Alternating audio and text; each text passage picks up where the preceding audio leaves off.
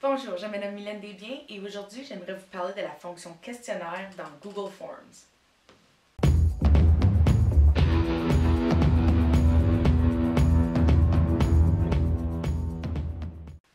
Bonjour, je me nomme Mylène Desbiens et aujourd'hui j'aimerais vous parler de la fonction questionnaire dans les Google Forms. Donc la fonction questionnaire dans les Google Forms devient vraiment un outil essentiel pour ceux et celles qui veulent évaluer ou encore faire des tests formatifs ou sommatifs à l'intérieur même de Google Classroom ou de la suite Google.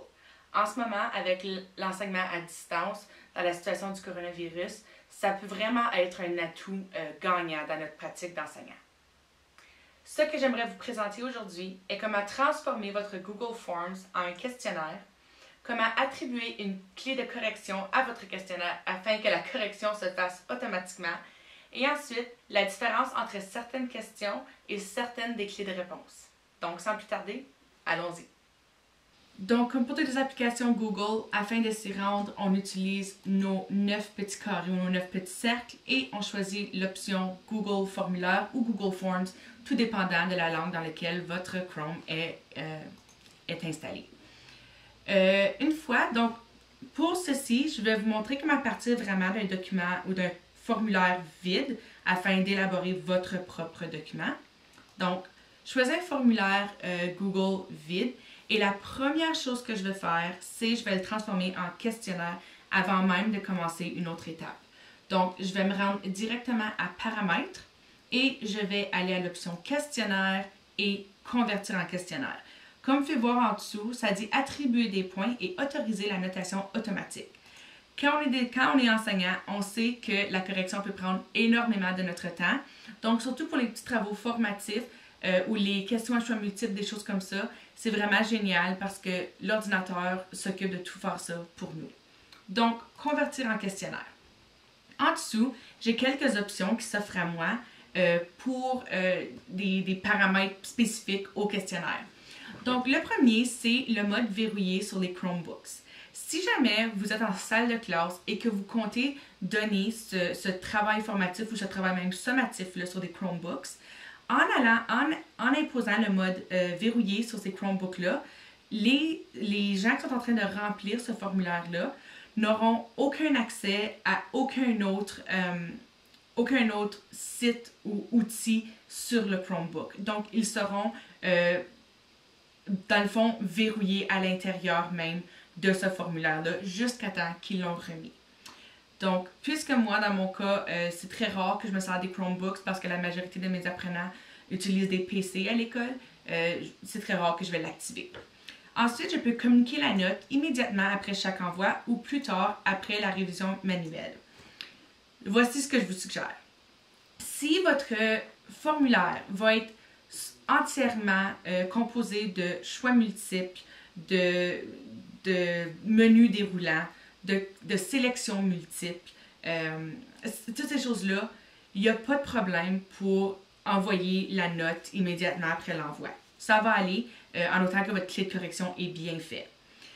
Si vous avez des questions à réponse courte ou à réponse longue paragraphe, je vous encourage fortement d'utiliser la fonction plus tard après la révision manuelle pour la simple raison que vous ne pouvez pas créer une clé de correction pour les réponses qui sont réponses longues et ou paragraphes. Aussi, dans les réponses courtes, ça peut quelquefois poser des petits pépins si jamais l'apprenant ou l'élève n'a pas répondu exactement comme vous aviez envisagé la réponse. Ensuite, vous avez différentes options. Les répondants peuvent voir les questions ratées, les bonnes réponses ou le barème de notation. Moi, habituellement, j'enlève tout juste pour éviter d'apporter du stress supplémentaire sur les apprenants. Ensuite, enregistrer. Et là, on est prêt à débuter notre formulaire. Donc, automatiquement, vous allez voir qu'il y a quelques petites choses qui ont changé à l'écran. La première chose, c'est ici, total de points. Et ensuite, dans le coin en bas, clé de correction. Donc, maintenant, j'ai une clé de correction que je peux commencer à élaborer pour mes apprenants. Donc, on va appeler le formulaire juste Test Forms, puisque c'est un essai qu'on fait pour commencer. Donc, maintenant que j'ai nommé mon Google Form, je suis prête à y ajouter des questions. Donc, j'ai déjà expliqué dans une autre vidéo tous les types de questions qu'il y avait dans un Google Form. Là, je vais essayer d'aller un petit peu plus en détail par rapport à chacune des questions parce que chacune des questions a vraiment ses forces et aussi ses faiblesses. Donc, sans plus tarder, premier type de question qu'on a, c'est un choix multiple. Un choix multiple, c'est vraiment fantastique parce que ça se peut s'autocorriger 100% par soi-même, il n'y a pas de problème. Donc, je ne vais pas mettre de questions, je vais juste faire A, B, C et D. Donc, mettons que j'aurais ma question, ça pourrait être quelque chose comme, je pourrais avoir une phrase, puis ensuite avoir l'option d'identifier le verbe dans la phrase. Est-ce que le verbe est A, B, C ou D? Ensuite, il faut que je choisisse la bonne réponse afin que le questionnaire s'autocorrige par soi-même. Donc, pour faire ça, je dois cliquer « Clé de correction ». Une fois que la clé de correction apparaît, ce que je peux faire, c'est choisir qu'est-ce qui serait la bonne réponse et je peux y attribuer un pointage. Donc, environ, on va dire 1 point pour la bonne réponse et ensuite, je peux ajouter des commentaires automatiques en fonction de si c'est la bonne réponse ou la mauvaise. Donc, si c'est la bonne réponse, je peux avoir quelque chose aussi simple que bravo. Si c'est une réponse incorrecte, ça c'est une fonction qui est vraiment le fun. Je pourrais avoir quelque chose comme malheureusement, ce n'est pas la bonne réponse. Si tu veux avoir un rappel au sujet des temps de verbe, écoute cette petite vidéo. Donc, il y a un moyen d'ajouter une petite vidéo ou de faire un lien externe. Donc, peut-être vers quelque chose comme Allô prof, peut-être vers une leçon que vous avez élaborée. Donc, il y a vraiment un moyen d'ajouter ces petits atouts-là si jamais qu'un élève a la mauvaise réponse. Ensuite, tout simplement enregistrer. Et là, ensuite, je peux voir en cas de bonne réponse, si jamais j'aurais mis quelque chose en cas de mauvaise réponse, il aurait été là aussi. Et ensuite, une fois que ma clé de correction est élaborée, je fais terminer. Ensuite, ce que je vois ici, c'est ma question, mes choix de réponse. Je peux voir quelle est la bonne réponse dans le cas qu'il y aurait peut-être... si jamais j'aurais fait une erreur, je peux le voir tout de suite avant de publier le devoir. Ensuite, ici, vous avez quelques petits outils qui peuvent vous aider. Le premier, c'est dupliquer. Donc, si jamais vous avez le même genre de questions à plusieurs reprises avec les mêmes choix de réponse ou des choses dans ce genre-là, vous pouvez juste simplement faire dupliquer et ça va dupliquer la question pour vous avec la même question et les mêmes choix de réponse. Donc, peut-être que vous allez juste simplement modifier la question, peut-être que vous allez simplement modifier les choix de réponse, mais c'est une façon d'économiser un peu de temps. Ensuite, la deuxième option, c'est obligatoire. Dans tous les travaux que je remets à mes élèves, je rends toutes les questions obligatoires.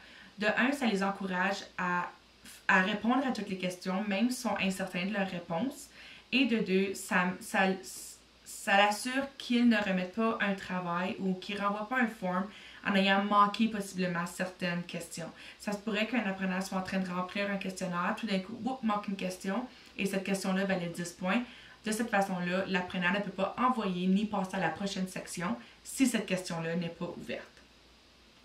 Ensuite, donc ça, c'est comment faire une question de base, OK?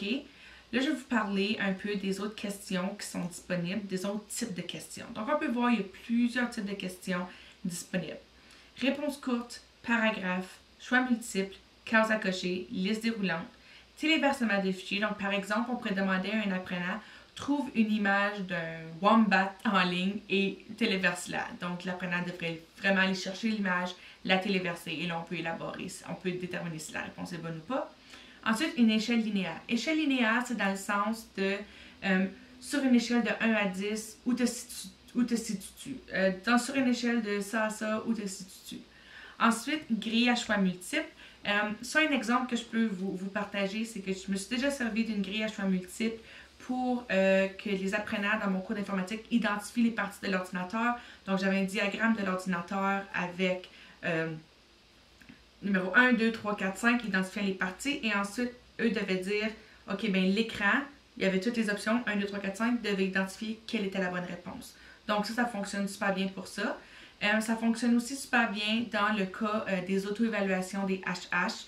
Donc, l'apprenant, on peut avoir le critère d'évaluation. Ensuite, satisfaisant, très bien, amélioration nécessaire ou excellent, là, peu importe. Et ensuite, l'apprenant peut vraiment déterminer où il se situe par rapport à chaque critère et ça leur permet d'avoir un petit suivi eux-mêmes. Et nous aussi, pour les enseignants, c'est une petite façon rapide de remplir ces éléments-là. Grille de cases à cocher, même chose, sauf qu'on peut sélectionner plus qu'une option. Et ensuite, date et heure.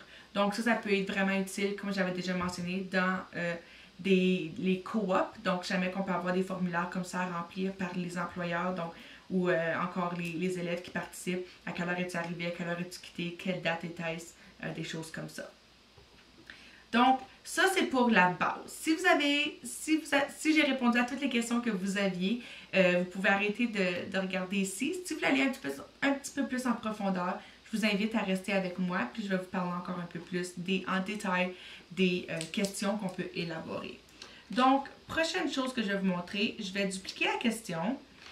Et ensuite, je vais vous montrer vraiment à quelle étendue et comment loin on peut aller pour élaborer une question qui est vraiment, et un test qui est vraiment, comme j'ai des amis qui aiment le dire, next level.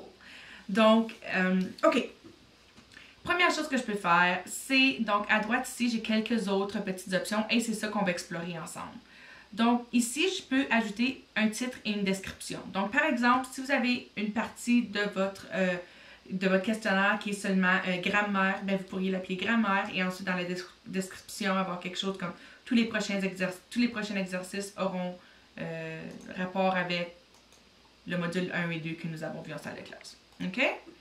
Ensuite, je peux ajouter une image. Donc, ça peut être vraiment utile dans les cours, par exemple, de sciences ou de mathématiques même, quand on veut afficher peut-être une formule ou afficher les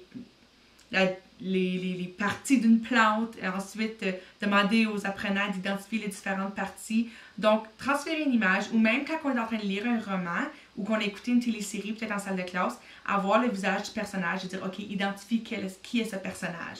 Donc, ça peut être vraiment, vraiment le fun, puis ça rend le côté visuel aussi un peu plus plaisant. Donc, on peut avoir littéralement la question au lieu d'être une photo. Et ensuite, on va dire Google, je suis très fan de Harry Potter. Je vais aller chercher une photo d'Harry Potter. Je vais choisir celle-ci. Insérer. Et là, ma question pourrait simplement être voici, qui est le personnage dans la photo précédente, ou je pourrais avoir un titre de l'image. Donc, Harry Potter. Et ensuite, je pourrais avoir toutes des questions portant sur ce personnage-là, si c'est une œuvre qu'on étudie en salle de classe. Même chose, je peux faire une vidéo. Ça, je m'en sers beaucoup lorsque je veux que les élèves portent attention, prennent des notes. Donc, ce que je fais, c'est que je mets une vidéo que les apprenants doivent écouter et ensuite répondre aux questions par rapport à la vidéo qu'ils viennent d'écouter. Donc, ça, c'est des petites astuces à faire. Et ensuite, on peut faire ça littéralement à l'intérieur même d'une question. Donc, vous voyez, j'ai question. Donc, je peux poser une question et ensuite ajouter une image à l'appui. Donc, ça, c'est vraiment bon dans le cas, comme je disais, de sciences, mathématiques, vraiment en histoire, comme qui est ce général. Ça peut vraiment servir à plusieurs fins. Et là, même, on pourrait avoir l'inverse aussi, avoir la question comme étant dans ces personnages, qui est Harry Potter? Et là, avoir par exemple une image ici de plein d'autres personnages et finalement avoir la bonne comme étant Harry Potter et ils doivent choisir la bonne réponse. Donc, il y a vraiment, et ensuite, encore une fois, il ne faut pas oublier de toujours faire notre clé de correction. OK? Parce que si on ne fait pas la clé de correction pour une certaine question, automatiquement le pointage va être 0. Et ça, c'est plate parce que si c'était une question qui fallait beaucoup de points, ben, l'apprenant, il a peut-être perdu ses points à cause de ça. OK. Maintenant, pour aller encore plus en détail. Donc, dans Google Forms, il y a quelque chose qui s'appelle les sections. Donc, on peut prendre notre formulaire et le diviser en différentes sections. Donc, juste pour le fun, je vais partir une deuxième section. Je vais l'appeler section 2. Et ensuite, je vais faire une autre section et je vais l'appeler section 3. Combien d'entre vous avez fait quand vous étiez jeune ou avez lu des livres qui vous disaient « Ok, si tu tournes à la page, si tu vas à la droite, tourne à la page 25. Si tu vas à la gauche, tourne à la page 54. » Donc, un peu comme, je pense qu'il appelait ça Build a Quest ou quelque chose comme ça. Donc, vous pouvez utiliser vos formes pour faire un peu la même chose. Donc, ça, c'est un petit peu plus compliqué. Puis, on s'en sert moins dans des questionnaires, mais ça pourrait quand même devenir intéressant de s'en servir. La raison que je vais vous le montrer juste vite fait, c'est pour vous montrer comment ça fonctionne. Donc, par exemple, ça pourrait être quelque chose comme, OK, tu es en train de... la première question pourrait être, par exemple, es-tu au module A, B, C ou D? Si l'apprenant répond, par exemple, C et qu'il veut faire le travail de la section C, il a simplement besoin de passer à la section 3. Où vous pouvez voir même sur la question même, les 3 petits points, accéder à une section en fonction de la réponse. Donc, s'il répond C, il pourrait passer automatiquement, par exemple, à la section 3 parce que c'est le 3e module. S'il est à la section B, section 2, il pourrait passer automatiquement à cette section-là. Utiliser les sections puis le pivoter entre les sections, ça prend beaucoup d'organisation. Il faut que vous connaissiez vraiment bien votre formulaire, mais ça peut vraiment être un bon outil lorsqu'on veut s'aventurer un peu plus puis créer des activités un peu plus engageantes pour nos apprenants. Donc, grosso modo, ce sont les choses que vous pouvez utiliser dans Google Forms pour rendre vos questionnaires intéressants. Donc, ça c'était un petit aperçu rapide de comment se servir des questionnaires dans Google Forms. Ça peut sembler un petit peu overwhelming les premières fois, mais je vous garantis que ça va être vraiment un outil qui va vous aider dans votre efficacité. Vous allez vous rendre compte que ça va être beaucoup plus facile de gérer les travaux et les remises de devoirs. Je pense que je vais partir vraiment comme une suite juste pour Forms, parce qu'il y a tellement de choses qu'on peut faire dedans. J'aurais pu parler pendant un autre 40 minutes, mais personne ne veut être là pour écouter une vidéo de 40 minutes. Donc, la prochaine fois, je vais aller vraiment dans ce qui est la personnalisation d'un form, comment le rendre vraiment fidèle à ce que nous voulons. Et si jamais vous avez des questions, commentaires, inquiétudes ou paniques d'ici là, n'hésitez pas à me laisser un commentaire ou m'envoyer un courriel, ça va me faire plaisir de répondre et de vous aider. À la prochaine!